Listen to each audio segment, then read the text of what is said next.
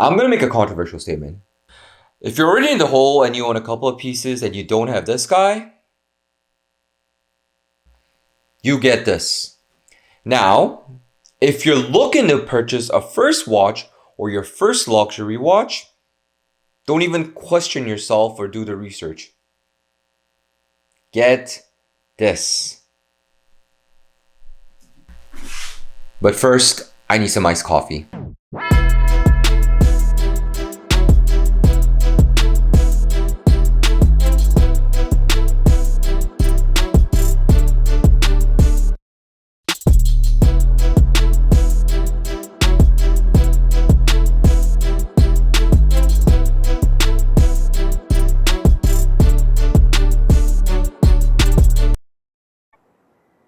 What the hell was that?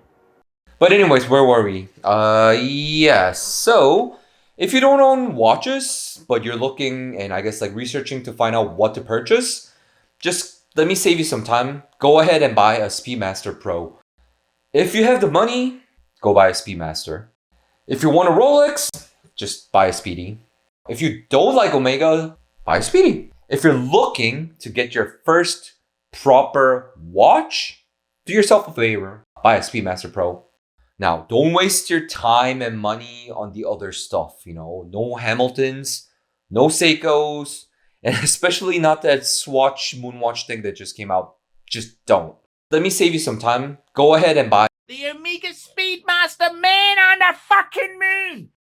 Alright, let's take a look at the watch.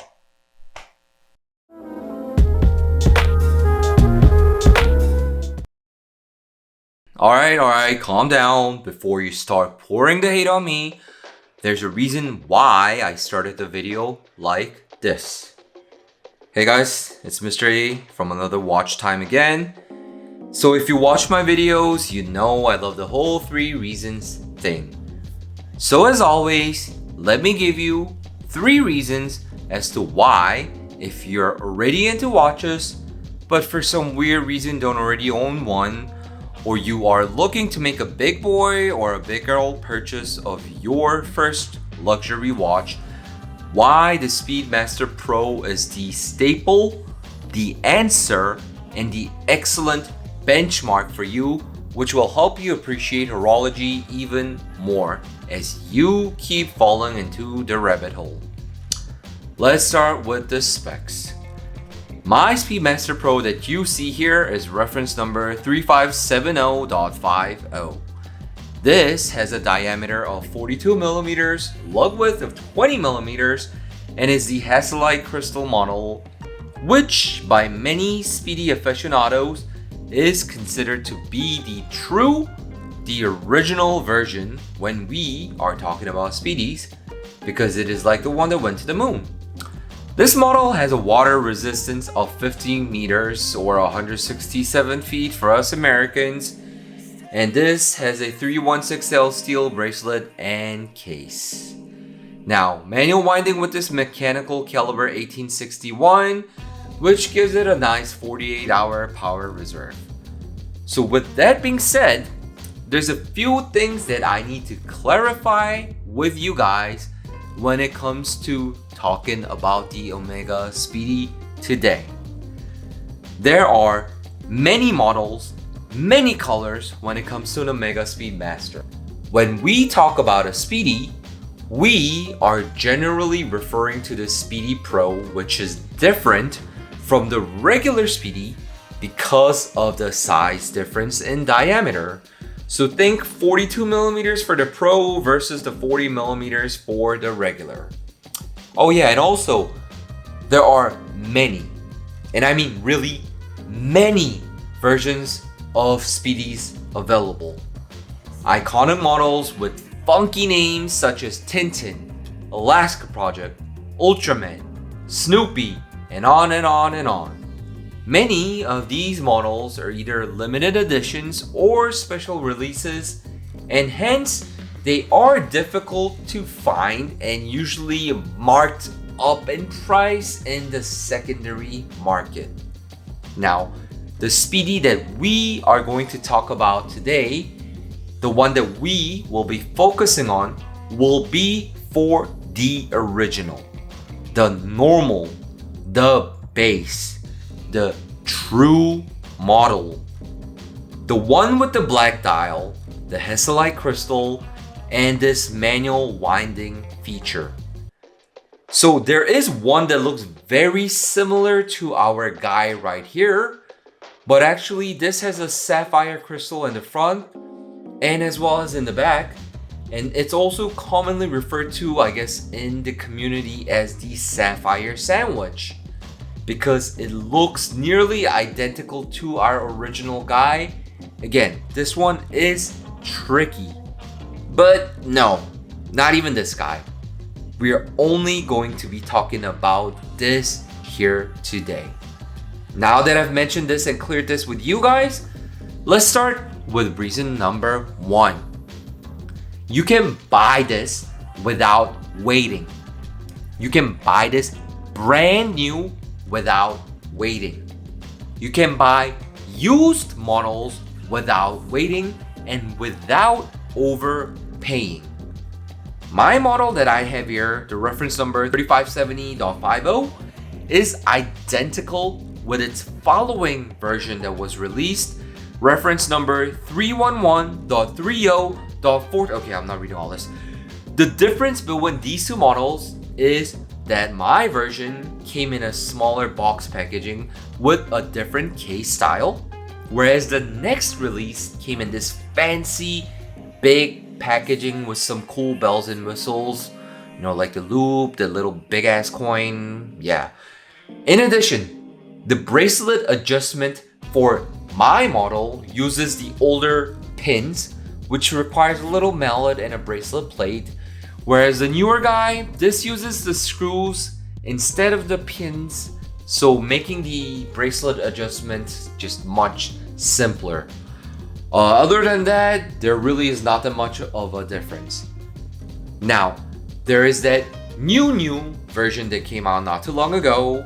This is the reference number 310.30.40. Okay, I'm not doing it. This latest model is different from the two previous models because it's got a new updated movement, caliber 3861, which gives it a nice cushy 50-hour power reserve, which is slightly higher than the previous rockets. And this also has a slight change in the dial with the font size and the design. And most noticeably, a new bracelet that tapers down, making the fit more modern, aesthetically pleasing, and comfortable. So other than that, an Omega Speedy is an Omega Speedy is an Omega Speedy. You can walk into a boutique or an authorized dealer and ask for the watch, and you'll purchase it on the spot without the 80s snobbery, mockery, or judgments. From my understanding, you might even be able to get a certain form of a discount, from the dealers, which, to be honest, in the modern times is just simply mwah. The listed price for the latest model is at $6,400, and yes, it's not cheap, but it packs so much punch, value, and awesomeness that I genuinely believe that the price is warranted. Now, if you shop in the secondary market, the piece can be attained, based on the current market value, starting around like the high 3,000s line, but I think more realistically around the 4,000 region. And of course, that's based on its age and the condition as well. In my experience, that's not a bad price to start your luxury watch collection at. Shop around. You'll be, happy with the number of options that are available in the used market. And like I said, go into your local boutique or even the AD. You can try on the watch and really get a feel for it. The watch, even though sized at 42 millimeters, wears very comfortably and suits well. And I mean well for anyone and everyone. And yeah, that statement alone too is controversial like what I said before.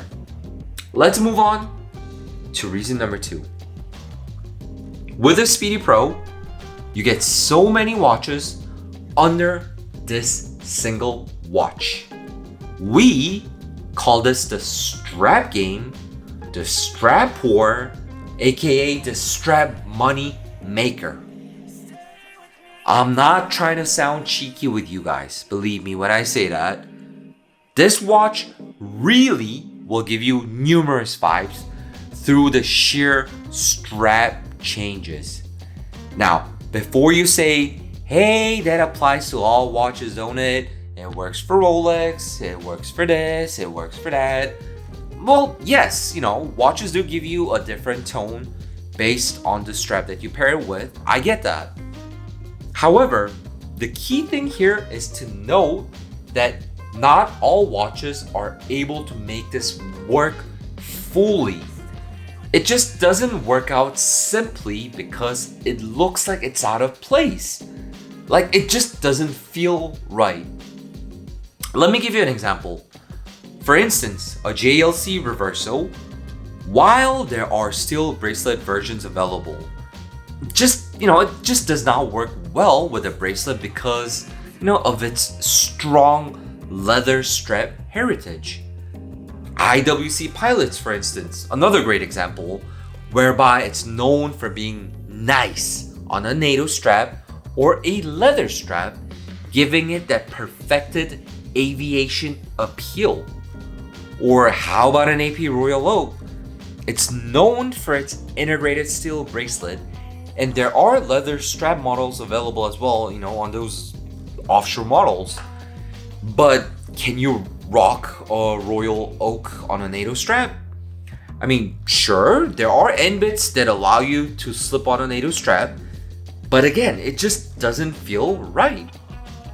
In simple terms, it's difficult for a watch to be able to pull off all the looks it can by being a strapaholic.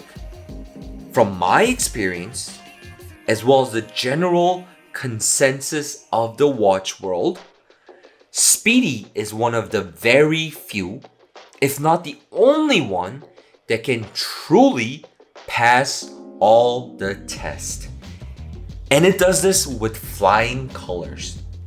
My Speedy works with all of them, even if they're slightly undersized or even like slightly oversized, and meaning that it's around the 18, 19, and the 21 millimeter ranges.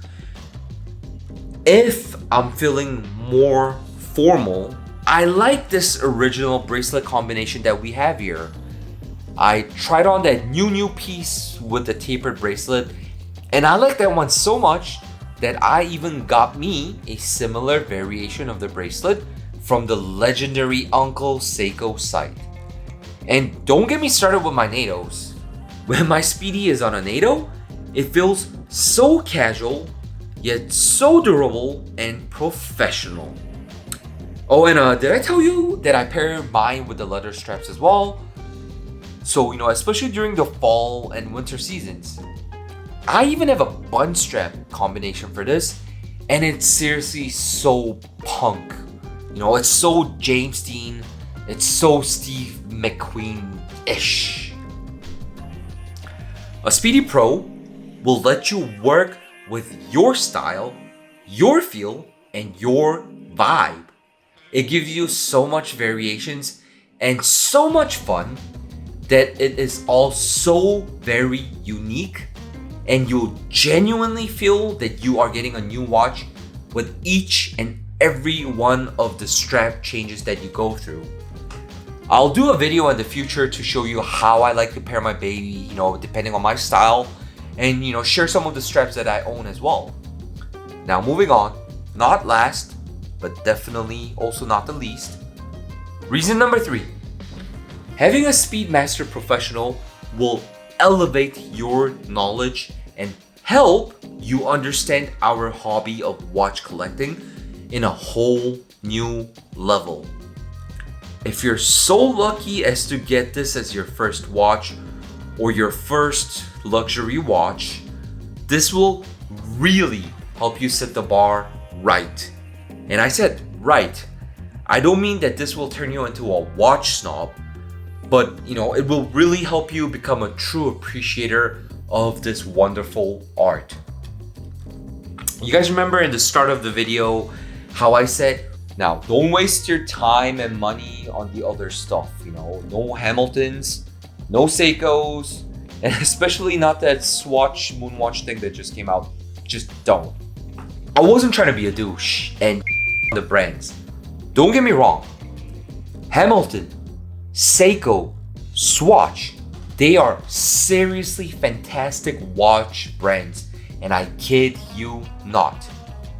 The reason why I'm telling you to start your journey, if possible, with a Speedy Pro is because this is one of the few iconic, legendary pieces that I can confidently tell you really scores a 10 out of 10 when it comes to all the factors of being a banging timepiece. The design, the mechanics, the heritage, the value, and most importantly, the joy that this piece brings to an owner is simply put perfect.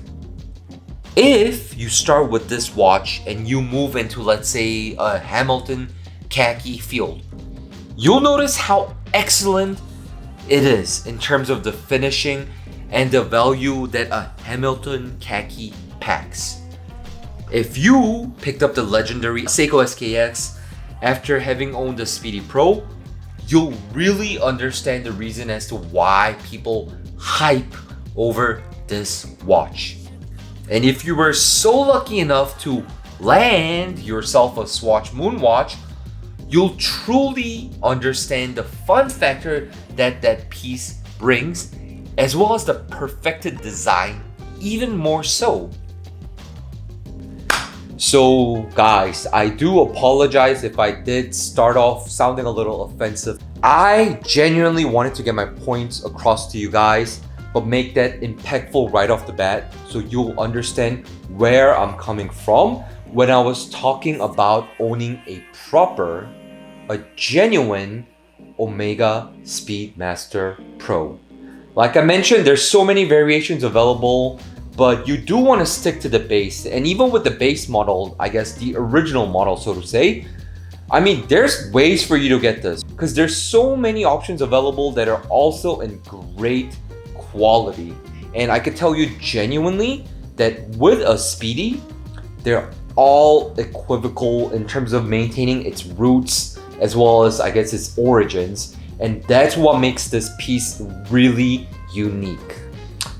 If you liked the video, as always, please do go ahead and subscribe. You know, hit the thumbs up for me as well too. And you know, click on the little bell icon. It really does help grow the channel, and it will really mean a lot for me. I guess that's it for today. I'll catch you guys on the next one. Take care.